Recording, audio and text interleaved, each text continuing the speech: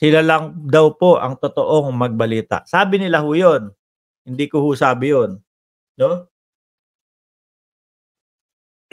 SMNI News, natanong ang dating pangulo, ano daw ho ang gagawin ng dating pangulo 'pag pumasok na ang ICC at isinerve ang warrant of arrest sa kanya? Ito po ang straight na sagot, 'no, ng dating Pangulong Duterte, mga kababayan. Ipapakain ko sa kanya 'yan. Oh, mahilig magsalita ng gano'n ang dating pangulo, ano? Yung laglag bala, ano? Yung laglag bala o tanim bala ba 'yon? Ipapakain ko sa kanya 'yan 'pag nahuli ko sa kanya. No, eto naman, ipapakain daw po yung warrant of arrest kung sino man yung magse-serve na tao sa kanya, na ICC. Ayan ho ang unang option, mga bossing, ano? Ang unang option, ipapakain ko sa kanya yung warrant of arrest kung sino man siyang mag-aabot sa'kin o magse-serve. Mamili ka daw kung sino ka man na mag-aabot sa kanya. Mamili siya, mamili ka, kakainin mo 'yan. Ayan, basahin niyo na lang po, bebeng-bengin kita dito ngayon. Ayan malinaw ho. Kainin mo 'yan o beng-beng kita dito ngayon. Hindi natin puwede sabihin 'yan, mga kababayan. Nakakatakot ho talaga.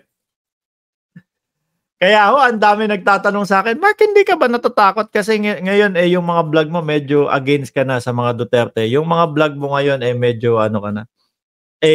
Dun pa lang po sa mga viewers nila, dun pa lang po sa mga taga-suporta nila, halos kada umaga po pagmulat ng mata ko ang makikita mo mga ano na, mga kumbaga yung, "Wag kang pupunta dito sa amin." Sabi ko, "Bakit naman ako pupunta diyan? Unless kung piyestahan diyan sa inyo, makikikain." Puwede. Yung mga gano'n hong mga banat na, "Matetegi ka dito sa amin." Eto maganda yung comment ni Dexter Anastasio. Si Waldy Carbonell mag-aabot ng warrant of arrest sa kanya. Kasi po, siguro mga ilang buwan makalipas nabalita at lumabas sa balita ho yun, mga kababayan, na kumbaga meron parang duelo, tapos hindi daw po dumating ang dating pangulo. Ang kaduelo, yan nga hong si Waldy Carbonell. Ano ho, mga kababayan? Hanggang ngayon ho, malinaw sa ating lahat na yung pagiging yung tipo bang siga na parang sila pa din yung nakaupo, sila pa din yung, nandiyaan sa posisyon. Gano'n pa din ho ang ugali ng dating pangulo. Ano kaya 'to? Tinatakot na lang niya yung ICC para hindi sa kanya i-serve? O parang baka mamaya dahil siyempre ayan mga bossing, 'no? Pati kayo mga DDS na hindi nagta-type diyan, na mga natatakot mag-type, nakita niyo, nabasa niyo, for sure napanood niyo na 'to sa paborito niyong SMNI, 'di ba? May banta doon sa magse-serve nung warrant of arrest, mga kababayan. May banta na ano, "Kakainin mo 'yan o tetegihin kita o bebeng-bengin kita." Oh, siyempre 'pag nag-react ho, mga kababayan, sasabihin na naman, "Bakit isang tao lang yung seserban ng warrant of arrest, sandamakmak na special action force na naman yung pinadala."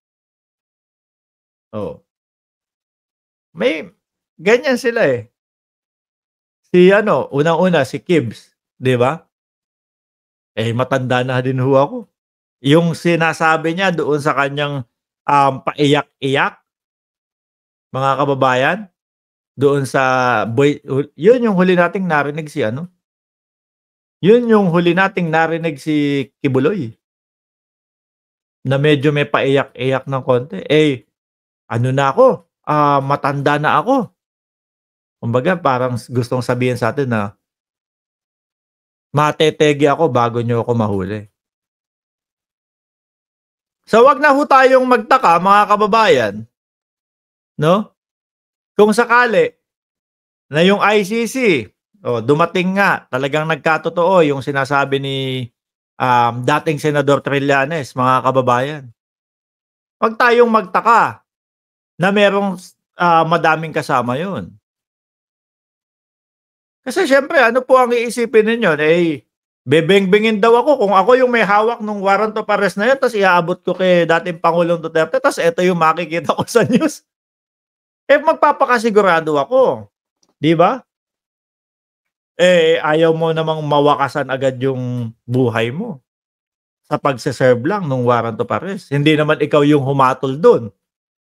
Di ba? Ikaw lang yung mag-aabot dun. Sisiguraduhin ko, sige ako mag-aabot nito, pero panigurado, kailangan meron akong mga kasamang mga hindi lang yung mga basta-basta pulis. Kailangan talagang matitinding mga pulis. Kung ano man ang gawin ng dating Pangulo, kahit papaano, nakalaban ng parehas ho, mga boss. 'Di ba? Sobrang bagal ng pagpasya ng hustisya, itigil na yang mga hearing, arestuhin na yan. Sobra-sobrang maliwanag ang ebidensya. Manlalaban, tatakas. Yan, Ed Harry. Sabi ni Ma'am Beth B, naku, wala namang sinasabing totoo. Si Digong, laban kontra droga lang ang alam niyan. Support China. Boss Mark, dapat kasi kunin ng ICC. Para magtigil na sa pastandan kay BBM. Ano yung pastandan? SAP dapat kasama nilang maghain ng warrant of arrest. Mag-iiyakan yung mga DDS niyan. Isa lang yung seserban nyo ng warrant of arrest. Tapos matanda pa. Tapos ang dami nyo pa. Sandamakmak pa kayo. Pero kung meron banta na ganyan, mga bossing, papasigurado ka ho. Di ba mga kababayan? Ayun mga boss, Chief Amo Sir. 7 mga topic natin sa araw na ito. Ano po? Maraming salamat sa 1,179 viewers. Bago po kayo lumabas, huwag nyo pong kalimutan na pindutin yung like. Paabutin nga po natin ng 1,000 like yan.